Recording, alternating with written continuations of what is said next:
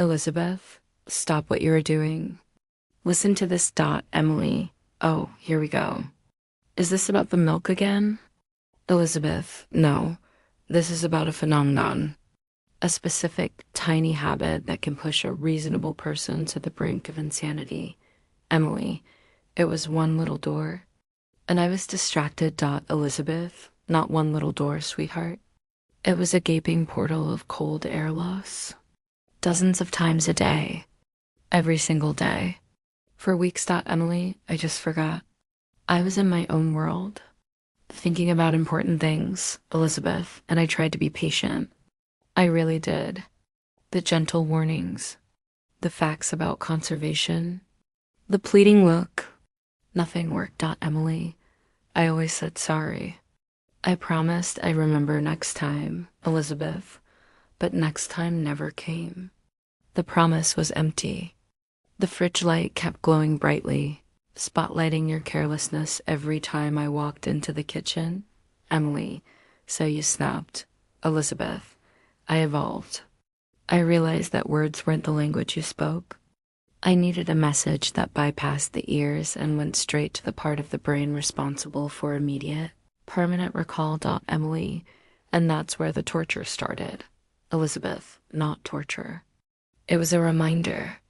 A physical, hilarious, an utterly unforgettable act of maternal desperation. Emily, it was definitely torture. Elizabeth, it was the solution. Stay tuned to hear the breaking point and the exact, unique punishment I invented to ensure that fridge door never stood open again. You might want to grab notes. Elizabeth. Emily, is the refrigerator open? I added cheerfully. I was just getting a juice. I'll close it later, Mom. Elizabeth, you will close it now. Do you know how much electricity you are wasting? I'm on. It's just a minute, Elizabeth. A minute of wasted energy multiplied by 12 trips a day. Plus, you'll spoil all the food. The cheese is going to sweat. Emily, I was going to push it shut on my way back. Elizabeth, but you didn't. You walked away with your head in the clouds and your phone glued to your ear. Emily, I'm sorry. I really am. I'll remember next time. I promise, Elizabeth. You said that yesterday when you pulled out the leftover cake. Emily, I was mid-thought about a new dress. It just slipped my mind. Elizabeth, closing the door is not optional. It is the end of the action. It's like leaving the front door of the house open to the street. Everything inside suffers. Emily, I understand the analogy. I do. It's just my brain is fast.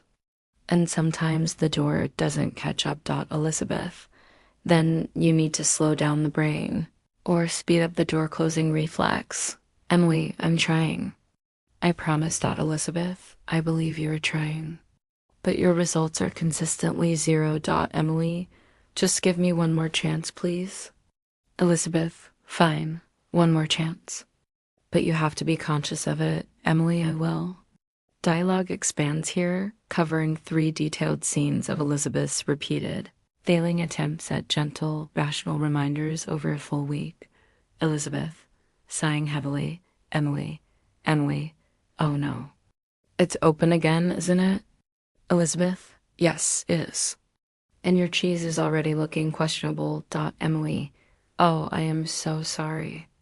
I just went to grab the pasta, and then I thought of a song, and I just walked away humming. Elizabeth, you promised. You looked me in the eye and promised. Do you know what it feels like to constantly give warnings? I lie, like you're being tested. Elizabeth, exactly. Like you are measuring how much patience I have before I finally lose my temper. Emily, you'll never lose your temper. Mom, you're too calm. Elizabeth, don't be so sure. Even the calmest water can reach a boiling point. Emily, giggles. Okay, I hear you. I'm going to set a mental alarm next time. Elizabeth, make sure that mental alarm is loud. Dialogue expands again, detailing the tension and frustration building. with Emily offering weak excuses and Elizabeth becoming visibly strained. Elizabeth, whispering strained, "It's open. It's wide open." The cold air is everywhere. Emily, from the lounge. "What was that, Mom?" Elizabeth, "Nothing. Just noticing the incredible amount of energy we are pouring into this room." "And where is Emily?" "Emily, I'm right here. Watching a movie." "Elizabeth, and what are you eating?" "Emily, a chocolate bar. I just got it from the fridge." "It was perfect." "Elizabeth, I see. The chocolate is safe, but the entire planet's atmosphere must suffer." Emily, "Mom, the refrigerator is open." Elizabeth, "Yes, the door is wide open." "For what, the 10th time today?" Emily, "Oh no. I swear, I was going to close it when the ad break finished." Elizabeth, "No, you weren't. You forgot." "You always forget, Emily. I didn't mean to." "I really didn't." Elizabeth, "I know you didn't mean to, but good intentions don't save the cheese. Do you know what happens to people who always forget?" Why? They get a stern talking to. Elizabeth, "They get reminded in a way that bypasses all the boring talk."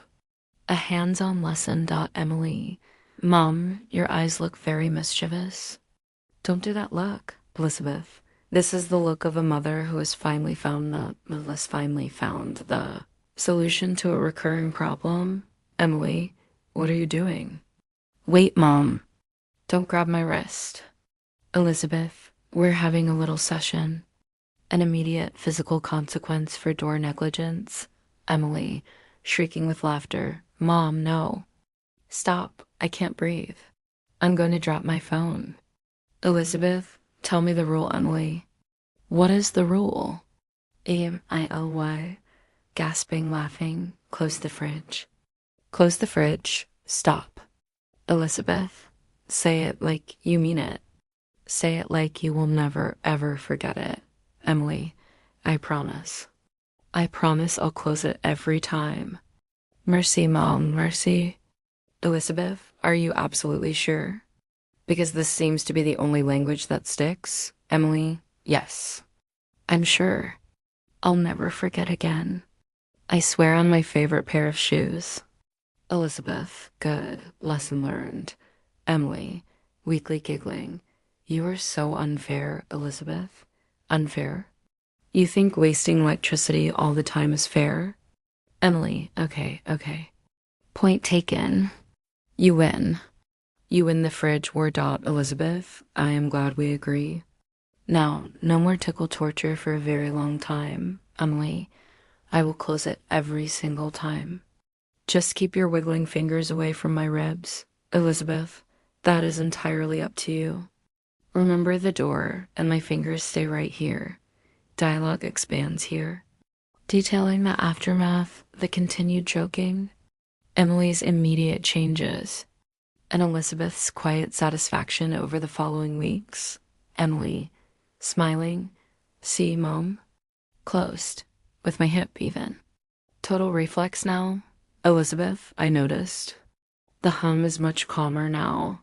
Emily, yeah, well, it's not like I want another tickle attack. That was traumatic. Elizabeth, traumatic but effective. A funny family memory now, I suppose. Emily, the funniest. And the only reason I still have cold chocolate. Elizabeth, then both of us win.